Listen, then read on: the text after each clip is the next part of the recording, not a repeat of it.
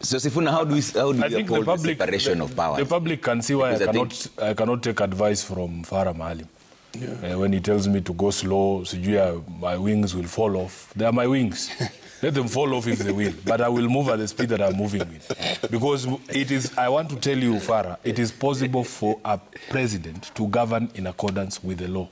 You are saying things that do not even exist. And I want to advise you to leave the law to the lawyers. Because can I just remind you one thing? Can I just remind you something? Let me write it down, Farah. I have said I have refused all your advice. Because I can see you are speaking from a position of severe ignorance. There is no law in Kenya against being gay. That law does not exist. You've just created it here. The criminal or the penal code puts a penalty on having sexual conduct that is against the order of nature, including between a man and a woman. There is a law in this country called statutory rape. You people, where you come from, call it early marriage of children. You will not speak about those things, Farah, because you know you are picking the ones that you think are convenient for you to push your arguments. When somebody takes this constitution and swears upon it, he should know what he's swearing upon, Trevor. If you read this document at Article 2, it tells you what forms the law of this country. It includes customary law, but that customary law must be in accordance with this constitution. It includes the general rules of international law that shall form part of the law of Kenya. Judges develop the law, my brother. They develop the law. When there's those gaps in the law, they will tell you, like the Supreme Court, so when they identified, let me just say, when the Supreme Court identified gaps in the presidential case regarding whether a majority of commissioners should agree or whether all the commissioners should participate in announcement of the presidential results, they threw that ball back to Parliament. But when Parliament goes to make those laws, Parliament itself as an institution is subject to the Constitution. The Constitution requires that participation of the people was elevated from the Kanu Constitution, which I'm sure is still stuck somewhere in your head. It elevated the people's participation in lawmaking to a level where if you do not have effective public participation, that law will be struck out. That is not judicial overreach.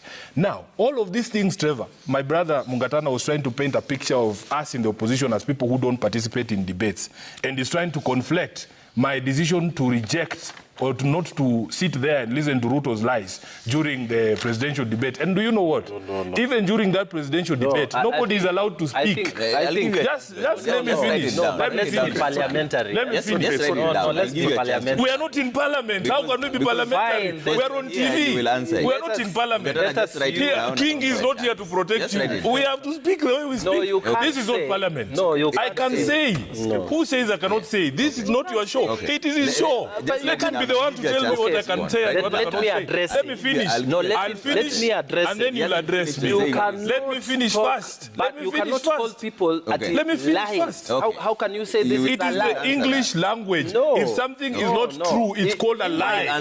This is not Parliament. In my custom, you don't talk to elders or people. Pokomo custom. We are not here under Pokomo customary law. We are not here under Pokomo customary law. Talk with respect. Talk with respect. What I want to say here. This is not a public rally of body. You can't come here and start calling the president lies. If you want us to operate, the president is not a Pokomo. The president is not a Pokomo. He's not an elder. Kenyan, he's not an elder. Okay, Mungatana, hold on. No, Sifuna, he should respect people. Agree. You can't come and say the president is telling lies. It is lies. If people are older than you, if people are older than you, please address them with decorum. This is not a public rally. Agreed. Decorum, yes. Let me tell you, Trevor, you did not call us here under Pokomo customary law. Correct. So let him take Pokomo customary law back to Garsen.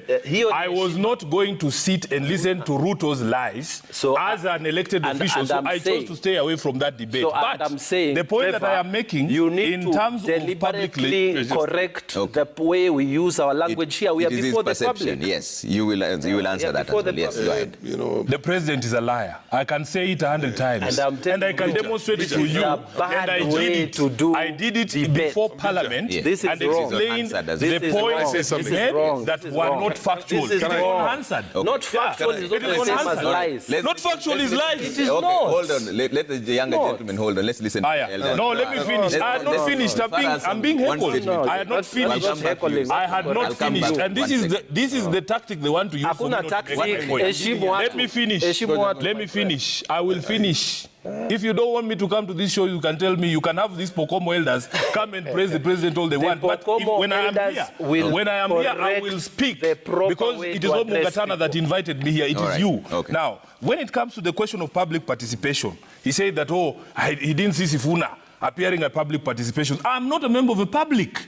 The public participation is for people to speak openly about programs that are being run by people in the legislature and people in the executive. Yes. So that by the time it comes, my turn will come. My turn will come when the bill comes to the House for me to debate. I don't want to go into a public participation, hog all the limelight as an elected member, have my views precede the views of other people, ordinary people. This is a forum that has been created for ordinary people. That is why, Trevor, when the question of BBI went before the courts, do you remember the court saying that the president is not a person who can initiate a constitutional amendment because of his position in society? So these people who go to public participations, you are an elected senator, you are an elected member of parliament, you go there with people in buses, you have brought your own people to pay them and to try and shape the opinions of the people. Allow the public to speak freely about the programs that we are initiating both as a legislator and the executive. Finally, I want to say this, Trevor. Mimi siogopi. If my wings will be clipped today, let them be clipped. But I'm asking myself this question.